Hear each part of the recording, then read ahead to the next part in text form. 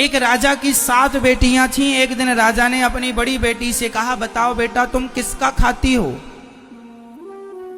तो बेटी ने कहा, पिताजी हम आपका दिया खाती हैं। दूसरी बेटी से कहा, तुम किसका खाती हो? पिताजी आपका दिया खाती हैं।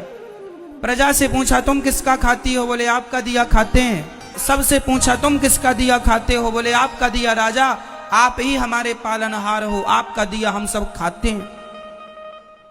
सबसे छोटी बेटी से कहा, बेटी तुम बताओ तुम किसका खाती हो? तब उस बेटी ने कह दिया, पिताजी हम भगवान का दिया खाते हैं, हम आपका दिया नहीं खाते।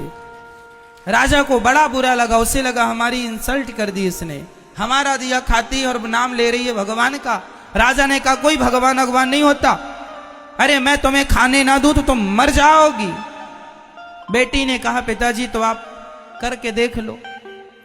राजा बड़ा गुस्से में आया और अपनी उस बेटी का विवाह ऐसे आदमी से कर दिया जो बिल्कुल गरीब था और बिल्कुल बीमार था। गरीब था और बिल्कुल अचल था। अचल मीन्स एक कदम भी।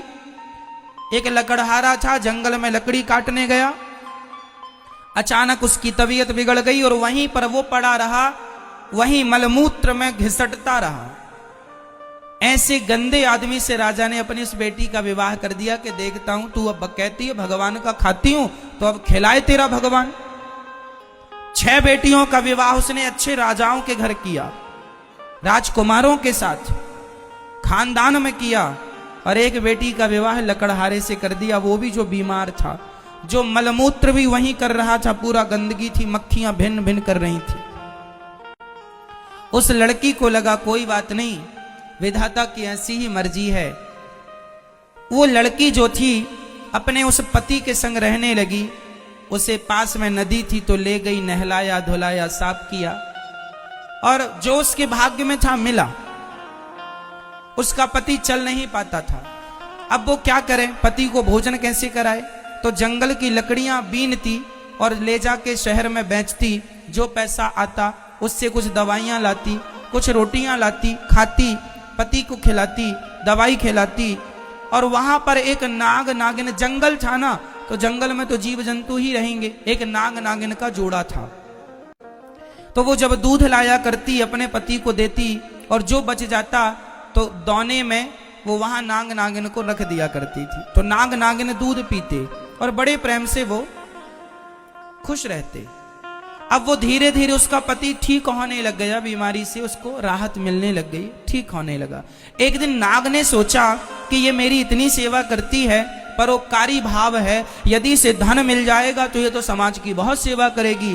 तो सांप ने उसे स्वप्न में कहा कि जहां हम लोग रहते हैं वहां बहुत बड़ा खजाना गड़ा है, तुम खोद लेना। वो लड़की ने खोदना शुरू किया, उसे सच्ची का खजाना मिल गया, जिसमें बहुत सारा सोने चांदी से भरा हुआ खजाना था। वो तो लखपति हो गई।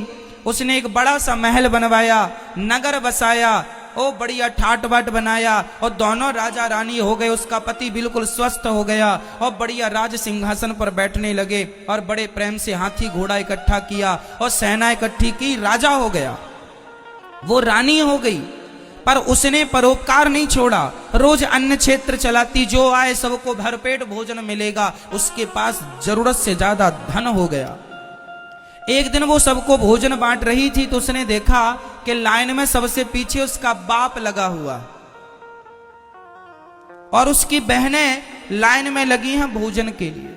उसने पहचान लिया, ये तो मेरा पिता है। उसने कहा, पिताजी आप? वो सन्न रह गया, कौन हो आप? मैं आपकी बेटी छोटी, लकड़हारे से विवाह किया था, कुछ याद आया? हाँ हाँ, पर तेरा ये ठाट बाट कैसे? पिताजी पहले ये बताओ कि आपकी ये दुर्गति कैसे हो गई? बेटी सच्ची कहा था तूने, हम बड़े अहंकार में थे कि मैं राजा हूं, लेकिन मेरी राजगद्दी छीनते देर नहीं लगी, सब नाश हो गया। सारी बेटियां जिन्होंने ये कहा था कि पिता के भाग्य का खाती हैं, आज पिता कुछ नहीं खिला पा रहा है इन्हें, आज तू खिला रही है। तब उस बेटी ने कहा, पिताजी मैंने कहा था ना कि सब अपने अपने भाग्य का और सब भगवान की कृपा का ही खाते हैं, सबको खिलाने वाला भगवान है।